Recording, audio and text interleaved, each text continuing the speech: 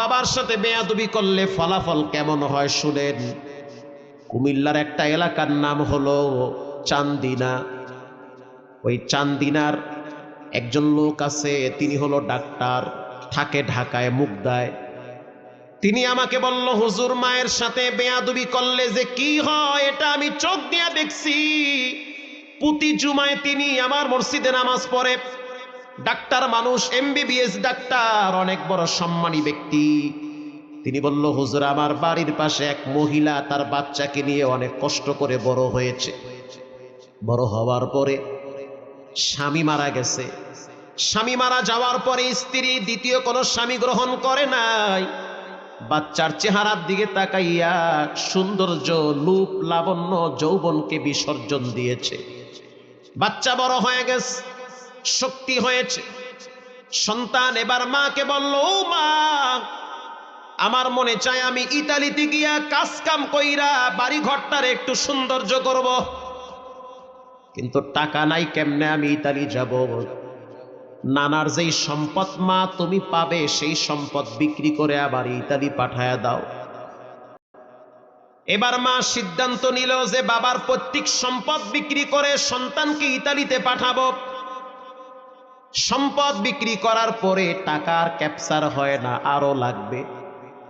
এবার মা নিজের ব্যবহৃত হাতের রুলি, গলার হার বিক্রি করে টাকা যোগ করে সন্তানকে ইতালি পাঠায়া দিছে। ইতালিতে সন্তান যাওয়ার পরে 2-1 মাস মায়ের সাথে ভালো এক সম্পর্ক। ও মা, আগামী বছর থেকে ঘরের কাছে হাত দিব, বিল্ডিং বানাইব। কত স্বপ্ন, মায়ের কলিজার ভিতরে আনন্দ।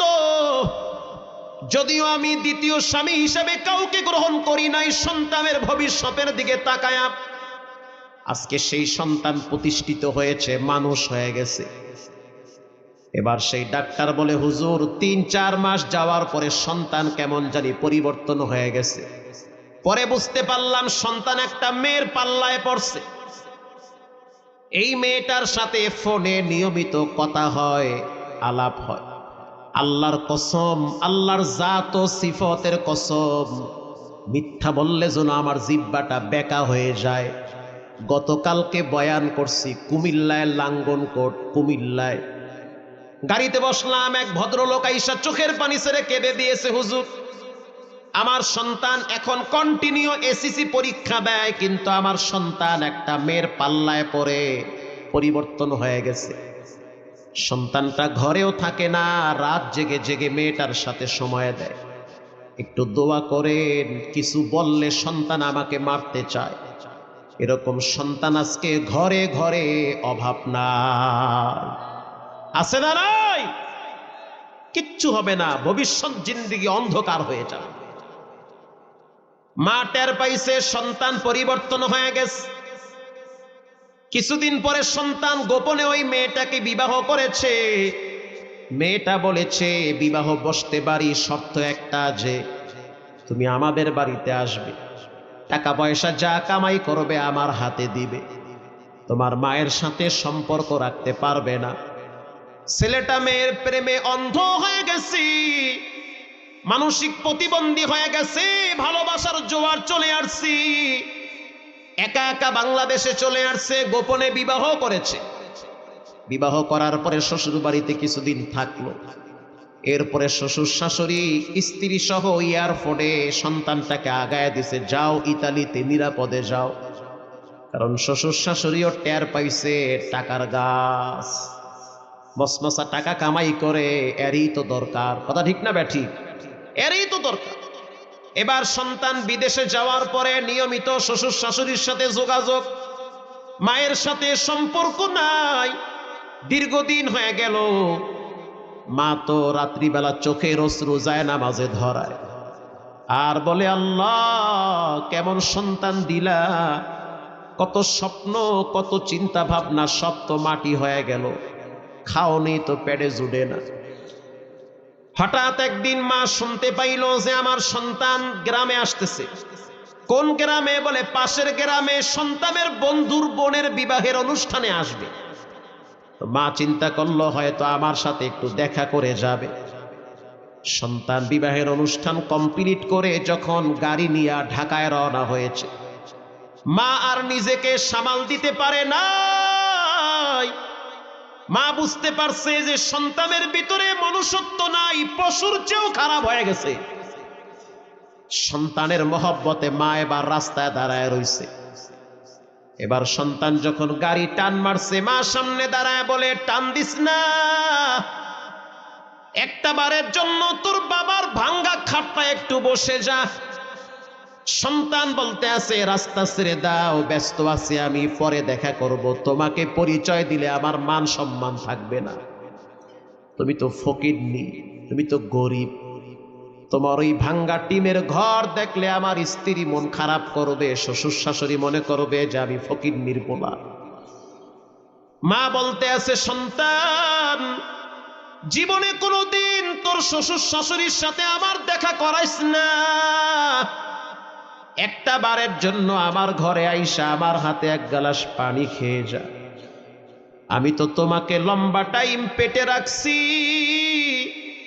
তোমাকে রাত জেগে জেগে পাখা দিয়া বাতাস কইরা ঘুম পাড়াইছি, গভীর রাত পর্যন্ত তোমাকে আমি সুস্থ করার জন্য পাশে বসে বসে যত্ন করেছি। তখন তো আর বউ ছিল না, তখন তো শ্বশুর শাশুড়ি ছিল না, এখন তোমার অভাব নাই, বারবার খবর নেয় তোমার, তুমি কেমন আছো, আলগা দরদ এখন বায়া বায়া পড়ে, ঠিক না ঠিক? এতদিন তো খবর ছিল না। সন্তান বলল, সময় নাই, জায়গা পরে আসবো। মা চিন্তা করলো সন্তান থাকবে না, চলে যাবে। জানলার ফাঁক দিয়া মা হাত ঢুকায় দিছি, যাইস না, একটা বারের জন্য ঘরে বসে যা। সন্তান এমন নিষ্ঠুর পাশাদ, মাকে এমন জোরে একটা ধাক্কা মারছে, গাছের সাথে গিয়া মা পড়ে গিয়েছে। বাড়ি খাওয়ার সাথে সাথে মায়ের কপালে প্রচন্ড আঘাত পাইছি, রক্ত বায়া বায়া পড়ছে। তারপরেও মা চিল্লায় চিল্লায় বলতে আছে, আল্লাহ, ও আমারে যদিও কষ্ট দিছে, তুমি রাগ কইরা ওরে কষ্ট দিও না।